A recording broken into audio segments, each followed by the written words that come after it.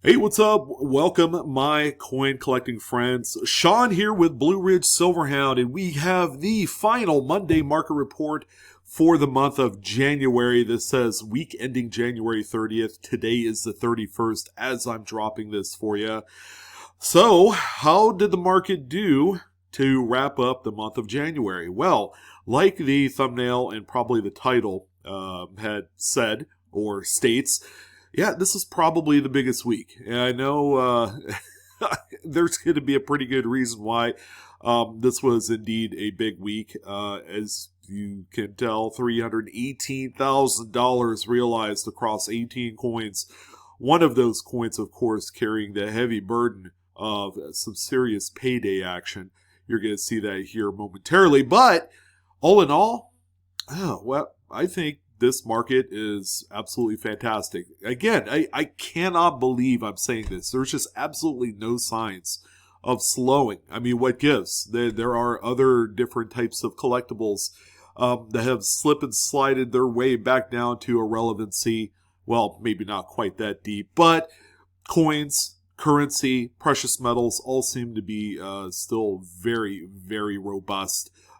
And I am sure that'll continue on through February, where we will see the Long Beach sale. The next big coin sale, as a matter of fact, hits Southern California. So if you guys are in the area, go ahead and check it out. It's generally a lot of fun and probably more dealers than you know what to do with. But all in all, we have a really nice video here for you. If you're a first-time listener or viewer of the Monday Market Report, this is where we talk about all of the relevant post-1900 modern coins that have sold in the last week. This week, no exception. Great Collections is the auction house that we are going to be showcasing today. If you guys are looking to consign some of your good-looking high-end coins, Great Collection, probably the best auction house out there currently. And the fine, friendly folks at GC will hook you up in any way possible. In addition, if you're looking to buy some coins, I would say Great Collections is the place to go. They get your coins, if paid on the same day, they can have it to you in about 2 or 3 business days. Just quick service, quick turnaround. You couldn't ask anything more for a auction site. Well, ladies and gentlemen, let's go ahead and jump right into the final end of January edition of the MMR. Thank you again for your views, support, and your subscription. If you haven't done so already, hit the subscribe button. You'd be doing me a huge favor as we head deeper into 2022, where it's going to be hot and exciting. All right, how about some, registry set coins to kind of hit the list here right off the bat? 59D, and keep in mind, registry set coins only serve one purpose. Okay, they go into a high-end registry set, a points-based system where collectors are assembling nothing but just big bombs. More so for the bragging rights than anything else. Don't ask. These folks have deeper pockets than you can imagine. But as far as investability or maybe even collectability, you would probably want to avoid all these coins at all costs because, just like any other grading, the more that you pump into the population reports, the more that'll affect the values in a negative way for all of these other coins that are indeed top pops. This one right here, 59D, the first year of the memorial back design, again, is a coin that was made into the hundreds of millions. I think he even made it over $1 billion. It's a very, very plentiful coin. This one, however, is an NGC graded Mint State 68 red, which is, honestly, a very difficult grade to obtain in a lot of these coins. Mint State 67 seems to be that bar that you really want to cross to have a coin that's worth even being mentioned among some of the biggest and most rarest coins in numismatics. This right here ended up selling for, a pretty modest sum of money, $3,262.50.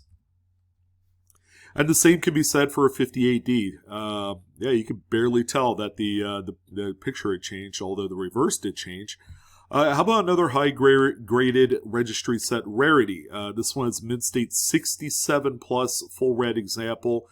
And yeah, again, this is not a coin that I would personally say would be a wise investment at all, because they are just really tailored to one specific market. This one ended up selling for $1,130.62.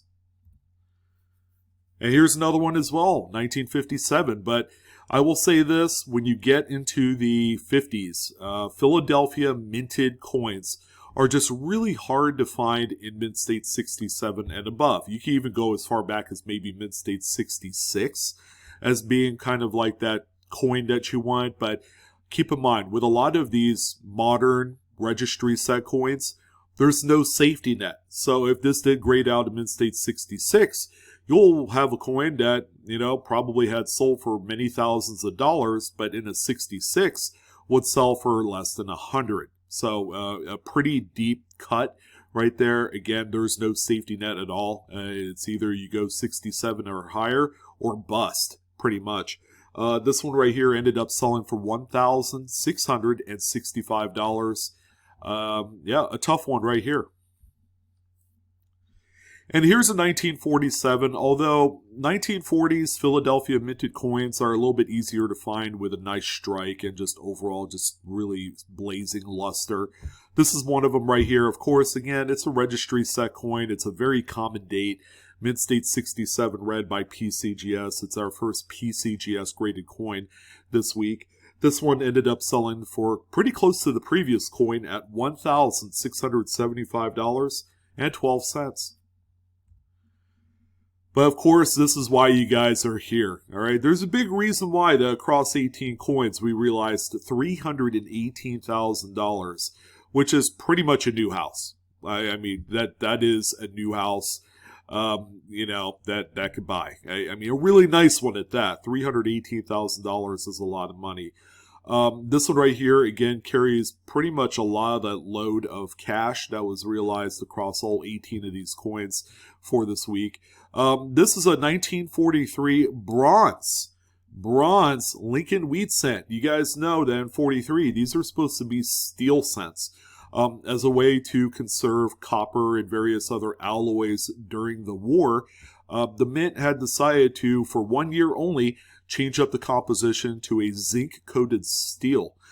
So there were some older bronze planchets that were inadvertently used in 1943, and they are quite rare. Only a handful of them exist. This one right here actually has a pretty neat story I had talked about in a previous video. This was actually found in a gumball machine during the 70s. This particular example grades out PCGS AU50, which indicates some sort of circulation wear, as you can see right there. But yeah, I mean, this is one of the biggest modern errors out there. And if you're looking for something with a rich pedigree, this is the coin to obtain. This one ended up selling for $250,000 and $250,875 was the final hammer on this majestic error coin right here. And it's the first transitional error that we've seen sold this year. As far as I know, it's the biggest one, of course, in a 1943. And this one right here is not your prototypical like Lincoln Cent rarity, right? But coins from Denver and San Francisco minted sources from the 1920s are quite scarce in mint state grades, in any type of mint state grade, whether it's a full brown, red brown, or full red. Full red especially, very difficult. This 24S right here is actually just a closet tough date to find. This one ended up grading PCGS mint state 64 red brown. There is going to be a collection that needs this type of coin. Finding one that's full red is prohibitively expensive to begin with. More than likely, you're going to end up paying anywhere from $3,000 to $4,000 in a full red at a 64. So this one can be seen as a little bit of a compromise. Not much of one, but this one did sell for $1,550.25. So consider it a true bargain. All right, we're on to nickels, and we have a 1980s Jefferson nickel in display here. This is an 82D. Of course, Jefferson nickels are graded and weighed very heavily for those full steps. This one has it. It's a PCGS Mint State 67 FS. Again, registry set coin here. This is a semi-tough date to find with full steps. Early 80s can be a little bit hit or miss. Quality-wise, just not that great, and that's why this one here is, it's here on the list. This one sold for $3,125.25. This is a shocking amount of money for this coin, but at the same time, I don't talk about early 80s Jefferson nickels too often. So this is just, again, a reminder that these coins can be a little bit expensive. Here's a 1970S, one of the dates that you want to find with full steps. Of course, 68S and 69S are far more scarcer than this one. This one ended up as a PCGS Mint State 66 full stepper. Obviously, a high-end Jefferson registry set will need this one. Again, it's all about compromises. This one right here is not a 67, but, in certain cases, a 66 full stepper will certainly work. This one sold for $2,476.12. And here's also a 56. Again, you can make the argument that some of these mid-50s, early 50s Jefferson nickels that come from the Philadelphia Mint are quite tough. There are some scarce coins to try and grade out if you're looking for full steps. Not for the faint of heart. You guys have heard me say that before. You could end up really pouring good money into bad if you're trying to tackle 50s and 60s Jefferson nickels in the hopes of finding full steps. This one is a 67 FS, and it sold for $2,431.12. And we do have a 52 here as well. Same boat, same difference. It's just, again, this one actually shows a little bit better luster quality than the 56 we saw before it. 55 and 56 and maybe even 57 are three of the toughest dates for luster. So it's good to see an earlier dated example with a lot better luster, and I would say much better, stronger looking steps on there. This one is a Mint State 66 plus, sorry about that. Full stepper by PCGS, and this one sold, I think, for probably the decent amount of money at $4,950. And the final Jefferson nickel on the list is going to be a 46S. Not a particularly scarce date with full steps, but this one is a 67. So not only does it have the high grade numerically, but also has the full step designation. When you put these things together, along with a little bit of original toning on there, this one ended up selling for a really cool $4,674.38. All right, it's always good to talk about a nice Buffalo nickel. Usually we talk about a few of them, but this one certainly deserves the most attention this week. It's a 1913. Keep in mind, it's the first date of this new design of nickel. It's also referred to as the Type 1. That's where you have Black Diamond, the Buffalo, on the reverse, actually on a raised mound, okay, and not on a mound where it's got that kind of like defining lined edge. Come to find out that back in the day, these things did not wear very good because 5 cents on that raised mound was at the highest relief of the coin. It was subjected to a lot of wear, so they did modify it. But, 1913 Type 1s actually grow on trees. This was a very heavily saved coin in mint state condition, but finding one that's up to this level is a little bit of a kind of a challenge.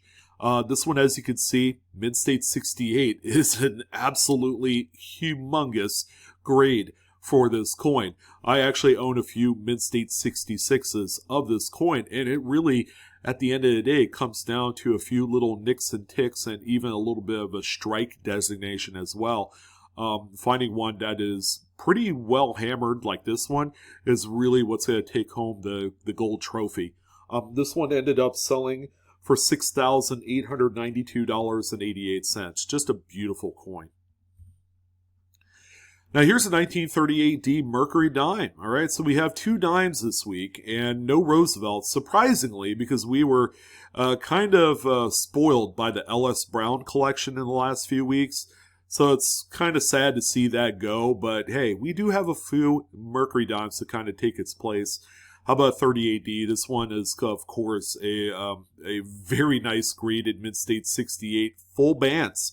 This thing has a really nice fully struck reverse along with the obverse, but this is just an original, very eye-appealing coin with a little bit of toning on there that's really inoffensive to most collectors. And again, this is an erstwhile registry set coin all day long. This one sold for $2,986.88. What a bomb.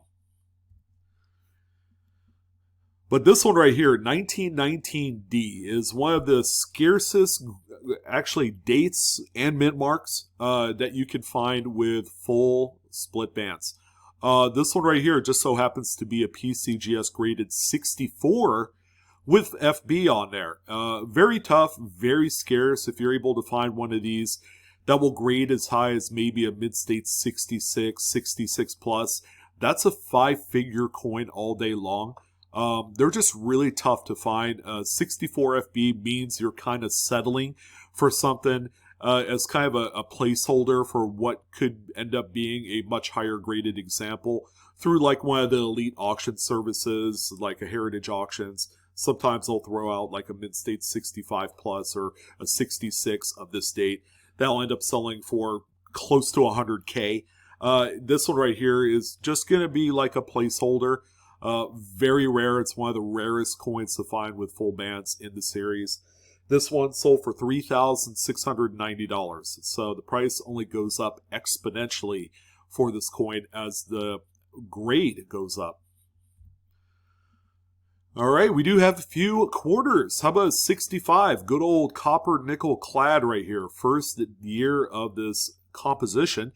For those of you that aren't aware, 65 Washington quarters were never made into mint sets during this year. All they had was that pesky special mint set, which is kind of like a hybrid special strike, business strike type of deal. So, where were people finding these? Well, there were a few folks that did save these in rolls as mid-state coins. And that's generally going to be your best bet in sourcing one of these. Outside of that, you can't find them out of a mint set or anything of that nature. It really is a scarce date. 66, 67 are the trio of dates that are going to be quite tough to find a business strike high-end registry coin. This one, NGC Mid-State 68 Plus, geez, is such a huge coin. This one sold for $2,593.12. Just a big, big coin right here. And we do have a couple Standing Liberty quarters. How about a 27D? All right. The reason why I love having this one on here is, just like the Mercury dimes, Roosevelt dimes, and the nickels, where strike designation matters, on Standing Liberty quarters, generally a full head struck coin is going to be where it's at, collectability-wise. But hey, how about this 27D in a Mid-State 67 through NGC without the full head? Yeah, this one has a lot of collectability. And if you're able to find any of these kind of like really tougher dates, 27Ds, like a 26, was it S, and a few others are quite scarce. This one ended up selling for $5,343.75. Again, proving once again that in certain coins, certain dates, strike designation does not matter. And here's also a 1917. Now, counter to the point of the 1913 Buffalo we talked about a few minutes ago, this one right here has two different types. Okay, it's got a type 1, where you don't have the 3 stars under the eagle on the reverse, and the eagle is set a little bit lower on the design of that reverse. And then there's the Type 2, which is what this one is with the 3 stars. In addition, Lady Liberty has a chainmail that she's wearing. And then there's a few other things that are a little bit different as well. Type 2 1917s, much the same way as Type 2 1913 Buffalo nickels were really never saved in high grades because these were a mid-year modification. And a lot of people that did save these in high grades saved them really early on that year when they first came out. But when they modified the coins, and it happened like either mid-year or 2/3 of the way through the year, that the shine really gets lost a little bit. So finding some of these coins that exhibit the kind of mid-state that you would hope to expect can be a little bit tough. This one is a mid-state 67 full head. All right, so this one right here compared to the 27D that we saw previous does exhibit a full head, which makes it an absolute just monstrous coin for any application, whether it as an investment vehicle, a registry set coin, or a type coin for your collection. This one ended up selling for $9,394.88. And a coin that we haven't talked about in quite some time, series-wise, has been Franklin half dollars. Well, we haven't talked about any half dollars or dollar coins in the MMR in quite some time. Generally the pennies through quarters conversation is quite a bit stacked, but we just had to add this one in there. The toning, again, whether you love it or hate it, is one of the big reasons why that this one did sell for what it did. In addition, 52D with full bell lines, again, there's that pesky strike designation again, quite scarce. All right, this is one of those scarce dates for full bell lines. This one just happened to have that just beautiful toning that's very nebulous. It looks like outer space. If you stare at it long enough, you might even see a little green guy. But again, mid-state 67 through PCGS. It does have that full bell line designation for the strike. Just a beautiful coin right here. I would probably say it's more toward a registry set as far as application is concerned, but I think all in all, this would be a great coin to have in any capacity. But this one, God, get this, sold for $9,506.25. Franklin half dollars continue to just lay on the popularity in just like massive, thick kind of layers, and I don't think it's going to change anytime soon. This is one of those collections, if you haven't gotten into it like 10 years ago, it might be too late. But there you go. That's going to be our final end of January list from the MMR perspective. Thank you guys for checking this out today. I'm your host, Sean, with BlueRidgeSilverhound. Sure was a pleasure. I hope to see you guys next month. It's going to be a pretty big month for being only 28 days. We're going to, talk about a lot of things. We're also going to hopefully, head on over to Long Beach. I could do a little bit of a video action there. I'll let you guys know how that looks out. But that's going to go ahead and do it. Sure was nice talking about all these cool coins with you. Don't forget to like, share, subscribe, do all that great crap. Just same thing day in, day out. We're trying to hit 300,000 subs this year, so maybe you guys will help make that happen. We'll see. But yeah, that's going to go ahead and do it. Hopefully you guys enjoyed this one. You guys take care. Have a great week, and I'll see you on the next coin video. So long.